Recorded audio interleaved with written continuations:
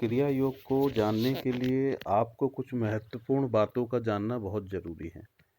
सबसे पहले कि आप जो है आत्म तत्व हैं, शरीर नहीं हैं।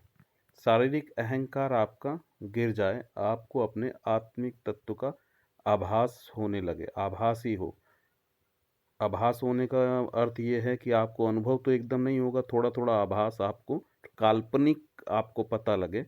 आपके ज्ञान से, आपके बुद्धि विवेक से भी आपको ये ज्ञात होने लगे कि आप एक आत्म तत्व हैं। तो वो कैसे हो?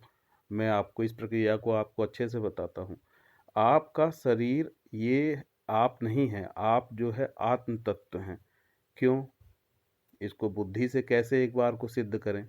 शरीर के अंदर कोई भी क्रिया आप नहीं करते। इसमें बाल बढ़ते हैं, इसमें खून बनता है, इसमें खाना पचता है, इसमें मलमूत्र बनते हैं, बालों का बढ़ना, शरीर का बढ़ना, आप छोटेपन से बड़े होते चले गए। क्या ये आपने किया? ये आपने कुछ भी इनमें से कुछ भी नहीं किया। शरीर स्वतः आप खाते रहे और शरीर बढ़ता गया और आप सोचते हैं कि ये शरीर आप हैं। आप ये शरीर नहीं हैं। आप तो इसको सिर्फ़ जो है दृष्टा मात्र हैं, आप इसको देखने वाले हैं कि शरीर में क्या-क्या हुआ। आप छोटे थे, छोटे से बड़े होते चले गए, बाल आपके बढ़ते चले जाते हैं, आप तो नहीं बढ़ाते इनको। तो ये जो आपका अभिमान हो गया है कि ये शरीर मैं हूँ, जो आत्मा अपने आप को शारीरिक अहंकार में बाँध लेती है, ये अहम ही आपको आपके आत्म तत्व से दूर कर देता है। अहंकार होता क्या है? अहंकार यही है कि इस शरीर यानी अहम, आकार, अहंकार, इस आकार के प्रति अहम हो जाना, ये आपका अहंकार है। जिस दिन आप बुद्धि और विवेक से आपको आभासित भी होगा कि मैं इस अहम में, इस आकार के स्वरूप में अहम बना के बैठा हूँ कि ये मैं हूँ। बल्कि मैं शब्द जो है हम आत्मिक के लिए यूज़ करें कि मैं आत्मा हूँ, तब आप इस शरीर से अलग हो पाएँगे।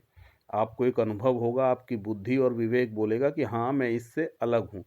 तब आप क्रिया योग में उतरने के लायक बन पाते हैं कि मैं आत्मा हूँ, तो अपने को कैसे जानूँ? शरीर से मैं अलग हूँ, तो अपने में कैसे मैं स्थित हूँ? इसी में स्थित होने के लिए, स्थित तो पहले से भी हैं, लेकिन वहाँ तक अनुभव करने के लिए आपको एक क्रिया योग दिया जाता है। उस क्रिया योग के द्वारा आप जो है वहाँ तक पहुँच पाते हैं। और वहाँ तक पहुँचने के लिए क्या है कि आपको जो है, जैसे ईश्वर को हम अंतर्यामी कहते हैं। ये जो अंतर्यामी शब्द जो अंतर यूज़ करा गया है, किया गया है, इस अंतर का मतलब क्या होता है? इसको अंतर्यामी तो नहीं बोला गया, इसको अंतर्यामी बोला गया। अंतर को समझने के लिए आपको, जैसे आप खड़े हों और कोई दूसरा खड़ा हो, आप दोनों के बीच में एक अंतर होता है।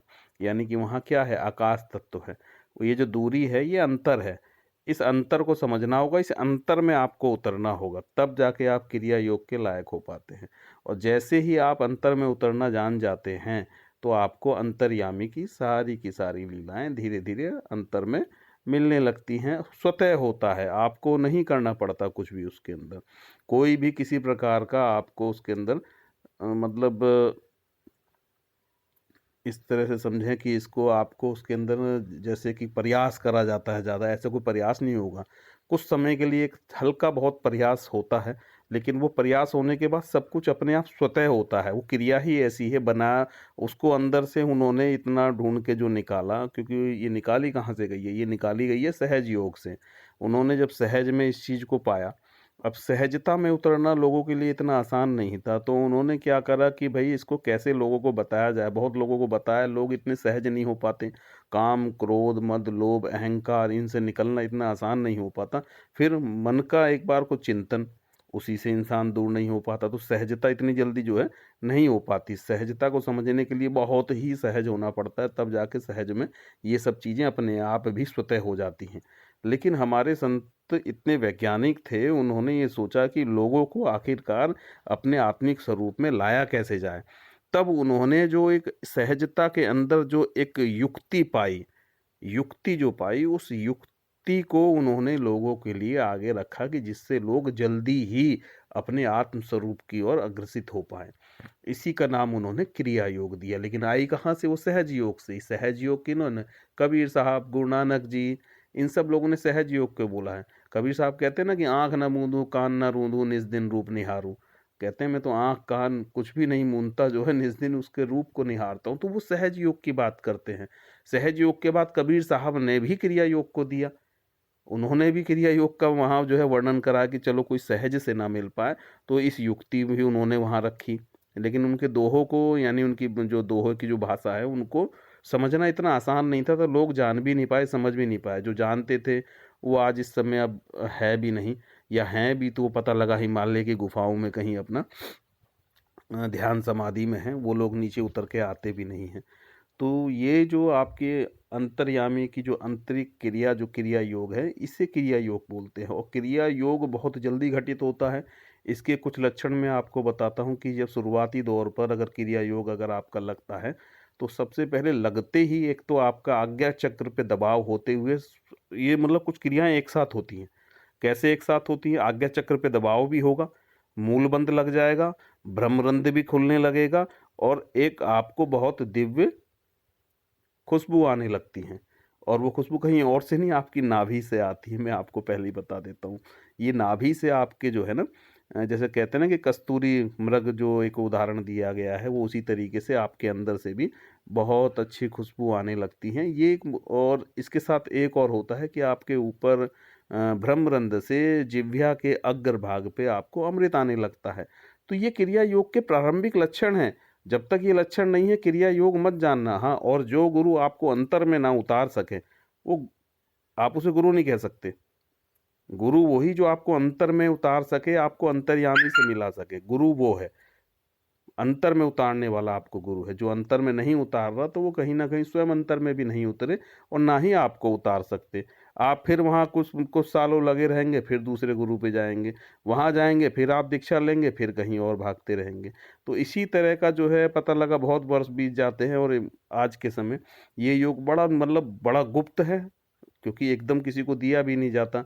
और इसके गुप्त इसलिए रखा गया कि कोई गलत व्यक्ति हो, पता लगा उनके हाथों में पड़ जाए, तो वो इसका जो है दुरुपयोग भी कर सकते हैं। इसलिए इसको बड़ा गुप्त रखा गया।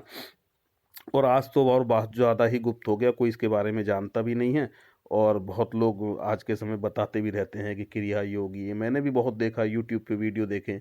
मैं भी कभी बहुत भागा, मैंने भी बहुत कभी दीक्षाएं ली, इधर उधर भागा।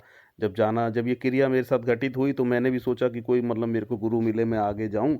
लेकिन बहुत मैं इधर उधर भागा भटका, लेकिन कोई मुझे ऐसा मिला नहीं कि जो इन किस क्रिया योग को आज के समय जानता भी हो। बहुत दूर दूर तक मैं गया, लेकिन मुझे क्रिया योग के बारे में आज के समय कोई ऐसा गुरु नहीं मिल पाया कि जो कि इसको वास्तविकता को भी जानता हो। क्यों? क्योंकि जो अनुभव मेरे को घटित हुए, वो कबीर साहब की वाणी के अनुसार भी उन्होंने एक एक लक्षण बता रखे थे कि होता क्या क्या है, और वो बिल्कुल वो ही लक्षण घटित होते हैं।